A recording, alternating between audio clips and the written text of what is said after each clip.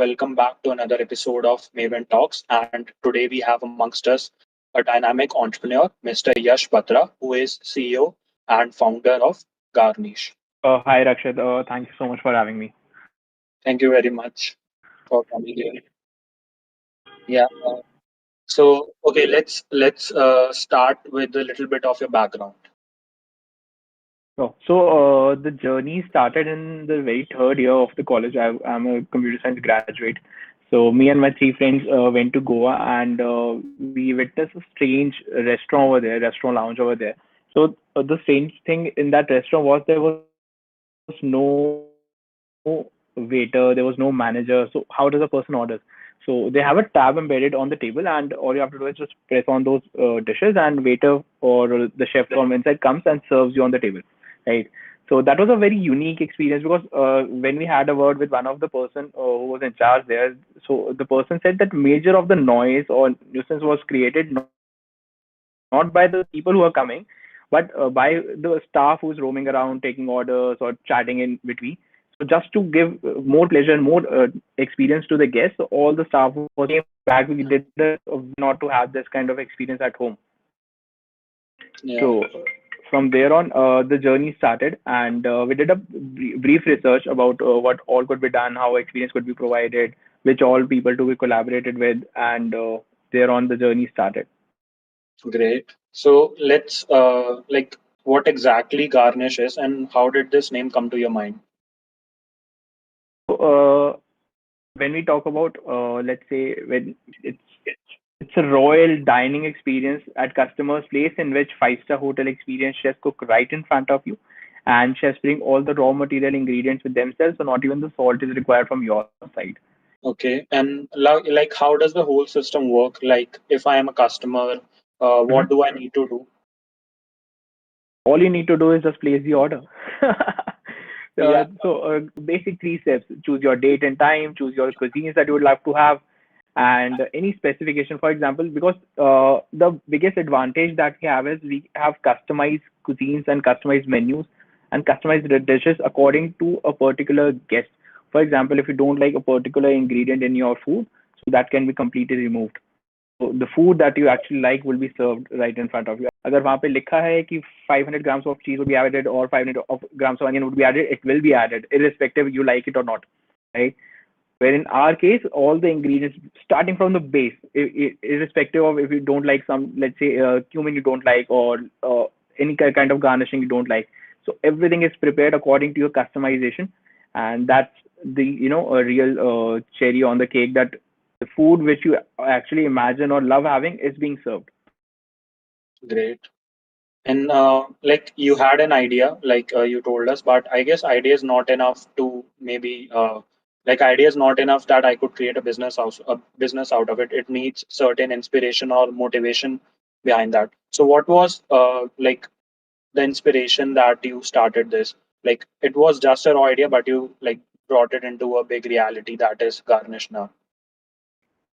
So I completely understand, and I believe many people take it wrong that motivation comes from outside, and I see Steve Jobs someday or a great movie and मुझे वो idea आ गया and let's start with it. It's not like that. 10 years or seven to 10 years down the line, that today when we talk about Garnish, right? So people think that I will have a special occasion, so I'm gonna call Garnish, or it's my wedding anniversary, or I want to make my partner feel special, so we're gonna call Garnish. I have a lovely experience at home. So the mission that we truly believe in coming 7 to 10 years is that Garnish is gonna be more kind of a regular experience. That आज मेरा birthday है तो आज खाना मैं बनाऊंगा, वरना तो डेली गार्निश ही आ जाता था. Reversing the psychology, and it's more about a great experience at your home. So we're gonna replace all the buying of ingredients, maintaining the ingredients, filling your fridge with the half-eaten food, and eating it again in the morning, or all that stuff. And when so if we think about food today, we have majorly four options available, right? The very first option is that you cook yourself. That you have in that scenario, you need to have all the raw material ingredients in your place, and then you have to spend hours in the kitchen. Still, you do not get the perfect meal out because you're not a professional chef, right? The second and the easiest in the fastest way is to get the food delivered from Zomato or Swiggy or any other delivery partner, right? But you still do not know about the quality in which the food is being cooked in their kitchen, right? Even if you go for the restaurants in which hygiene is six on every place, whether it's a Domino's, McDonald's, great brands, right? But your food is always under danger because you do not know about the delivery person who is going to deliver. And it's going to come cold to you, then you're going to reheat it, and half of the flavors are gone. The third option available is that you eat the frozen food, right? But the frozen food can never taste as good as the fresh food and also loses on the nutrition level. The Exactly. last option available is you go to a five-star hotel, right? And you're gonna spend thousands and thousands, and it cannot be a regular thing that you go to a five-star. And there's always one cost which is never counted. That is the time you take to travel to a big hotel and the fuel expense. Why not to have a hotel at your home at an affordable price? I feel like the idea is a good fit because, like you exactly said, that I don't need to specially dress myself, say on a Saturday, Sunday to move outside, and I don't even need to like I can just call a chef at my home, and basically at that point, calling for food from Swiggy or Zomato doesn't prove to be a good scenario because a lot of times it actually comes cold. So you're preheating and it lost all its taste and value. So yeah, this is actually a very good idea, and like you made into a reality. So that's pretty great. Like coming on to how did it actually start? How did the beginning look like, or what were the initial steps in building your company? So the very initial step was getting the shit in order. And coming from the engineering background, you do know zero about the hospitality industry, and you are stepping into the industry who's gonna hate you because you're gonna take their business. Whether it's a restaurant, whether it's a hotel, or big chefs, so they're not gonna mentor you for that purpose. What you do in that scenario, you go for multiple events, multiple conferences, gather as much knowledge as you can, and from there on, I believe majority of the great alliances were built from there. When I say alliances, it could be as small as a CA to as big as my business coach. He's a great gem to the company. And I still remember when we were incorporating the company by the CA, and the CA said, मैं आपका GST file नहीं करूंगा life time अगर पहला order मेरे नाम पे नहीं कटा दो. And that's the charm of the startups, that people want to believe in you before you even start. And I still remember we took approximately 80 plus chef interviews before we got our first chef on board. And now we have a pool of approximately 150 chefs so far. Yeah, that's a lot of shift. Like, how do you manage? Like, how do you manage them? So it's a complete hierarchy which needs to be managed, from the junior chefs, then the sous chefs, then head chefs, executive chefs, corporate chefs. Okay, It's a complete chain as we follow in the corporate. So when people say that we don't want the corporate life and we want to go for some hassle in the startups, on the other side, every startup is aiming to become a corporate one day. any roadblocks that you The face? roadblock was to get the licenses in place, and I was very fortunate enough to collaborate with one of the best coaches and the mentors who got this thing done, which usually takes 2 to 3 months in a couple of days. And from there it just picked up that yes, the papers are ready, company is incorporated, now just let go to market. And from there on, the biggest challenge is now how to educate a country to have a great kind of this kind of experience at their home when they are very skeptical about having the food, or very skeptical about which places they go. To every market, whether it's a middle class, lower middle class, upper middle class, or higher class, everyone has their own tastes and preferences. So to choose the right audience, and to be really honest, before even going to the market, all we had to actually break it down was whether we were vitamin to them or just a pain reliever.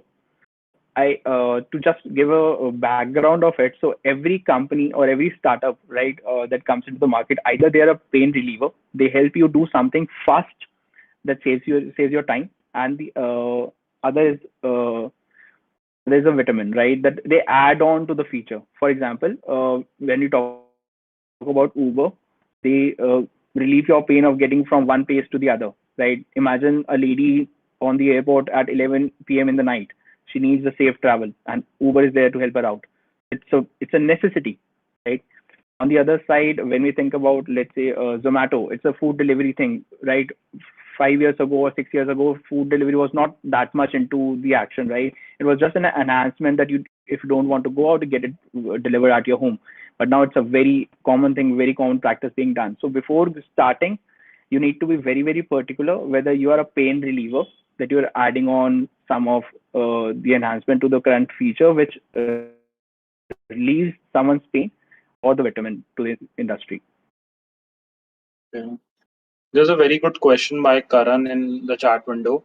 Like, since you like, how had you attracted the talented chefs in initial phase? Because you are a new startup, and uh, like chefs won't be like attracted in the beginning. So it's a beginning, and you are a small company, a small business. So how did you manage to attract all the chefs that are actually very good? No, it wasn't. I would say it wasn't even a small company. It was just me and my papers of the company. So all they had to trust. So that was the reason. That was the reason many great chefs didn't want to get enrolled with us. The same chicken and egg problem. The great chefs won't come until you have great customers. The great customers won't Yeah. come until you have great chefs. Same problem. So what we started doing was to interview as many people as we could, and to show them the vision that we are onto, and that's how we got our first shift. And from there on, it was references, publicity, and everything which got us more and more chefs onboarded. Yeah, there's one more question from Karan, which says that since you guys are going to people's home, so have you faced any religion barrier while executing this? So, coming to the religion thing that was asked, so people are more interested, not interested in the chef which is coming, but more interested on which company or which person is sending them, right? So that is also one of the USPs that Garnish has. That out of the pool of 150 chefs, irrespective of whichever chefs come to your place, chef A, B, C, or D, the flavors, garnishing, food, everything gonna be same as it is. And that is also one of the USPs which has helped us create a moat around us, that none of the companies or the 11 copycats which Garnish created in last 3 years could take over the market from us. So people are, it's not Chef Mukesh, Chef Suresh, Chef Rupesh who's coming. It's Garnish chef who's coming, and that's the biggest deal every time. So it's basically about the branding and the trust of people that they have towards that brand. Yeah. Absolutely. Could you shed some light on the business model that you follow? So, in terms, I didn't get you business model in terms of the marketing side Yeah, or which. like generating the revenue. So, we make approximately 20 to 50% profits on the orders that we make, and they typically vary from. So, when we talk about the per person size, it was initially started with the aim of to give this kind of experience to everyone possible. So that's why we started with the package of 442, in which you get two main courses, two starters, appetizers, red pickle curd, and when we compare it with Zomato, it is cheaper than that you can get it delivered. So 442 में ये सारा कुछ आपके घर पे chef बना के जाएगा, क्लीन भी कर जाएगा, and it's more fresh compared to that you get from the delivery side. We started from there on, and now we have served, you can say, lakh rupees of a order also, 2 lakh rupees of a single order also. There's no higher side, because people are more here for the experience, and how the people around them feel. And because when we talk about Garnish or the services in common, so it's very uncommon for an Indian family to have a five-star hotel chef cooking in their front of kitchen, right? And when the guests are coming at your place, or you want to have great experience, it feels a royal thing that a five-star chef in a complete white uniform comes to your table and asks, "So may I serve you the food now?" Right? And that's how it gets elevated from there on. So when you crack the Indian market, there are 2 to 3 things that every customer wants. One is the brand value or brand credibility, that how long the brand has been, who brand has served so far, a personal experience, or a reference from one of the dear ones. For example, if you want to go buy a BMW, you're going to talk to the person who is already having a BMW. right? So how was the experience? How is things has been? And the final thing is have a kind of experience or tester, right? So for example, if you go same example, if you go for a BMW, buying a BMW, you're gonna have a test drive, right? So how the actual experience feels like, right? The same happened in Garnish also. So whenever the people are coming or guests are coming at the host place who has ordered us, they get to know about us from the host himself because he has ordered Garnish. Then the second thing comes when the customer is there and he's tasting the food in real time, and from there on, every customer keeps on coming. So that's the reason we have approximately 80 plus percentage of repeat customers. That's a great number. Yeah. What were your experiences when you won your first customer and your first paycheck? So basically, who was your first customer? So I won't say the first customer. First customer was easy to crack because it was my CA. In the real life, it was I would say the seventh customer, where we actually flunked badly. So so the plan that was 07 or 08 order 3 years back. So our garnish cycle used to work in 24 hours prior. For if you want the services tomorrow at 8 p.m., you need to order before 8 p.m. today. And strangely, we get a call at 9:30, 10 in the evening saying that I need garnish services tomorrow at sharp 11 in Noida, and we operate from West Delhi. So the ingredients need to be taken place, take care of. Then the chefs need to be taken care of. The basics have to be done priorly. The cross checks of everything. So the process takes 24 hours. That's the reason we take 24 hours from the customer, and it has to be done overnight. So all we had to do, so whenever the choice comes, when we could deliver average experience or we can't deliver the experience, so I always choose not to deliver the experience, right? Because I don't want to degrade the quality of experience the person gets. So the obvious choice was to say no to the customer that I'm really sorry, we can't serve you before 8 in the next day. And then this strange thing comes from his side कि buddy कल मुझे लड़की वाले देखने आने वाले हैं and I can't trust anyone else than Garnish. And that's the spark that you get, that people trust you this much at this level that they're going to call you that कि मेरे को Garnish पे ही भरोसा है, I can't believe anyone else, right? So the complete team worked overnight and we made it happen. From last 3 years, he's a great customer and a great friend now. That's a great story. So is he married now? Like it's not part of Ah, this it's conversation, it's but still. it's it's, it's he's married now. His wife also orders. That's great. Coming to COVID-19, COVID-19 had a huge impact on a lot of businesses out there. Like some actually gained a lot of customers, some lost customers. So what was its impact on your business? So let's take three scenarios: before COVID, during COVID, and after COVID. So before COVID, people were very skeptical as the cases were rising. So it impacted our business very badly.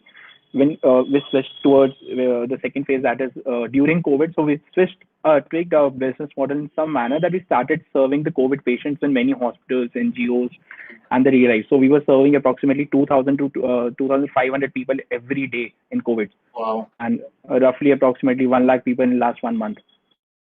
So that's a from huge number.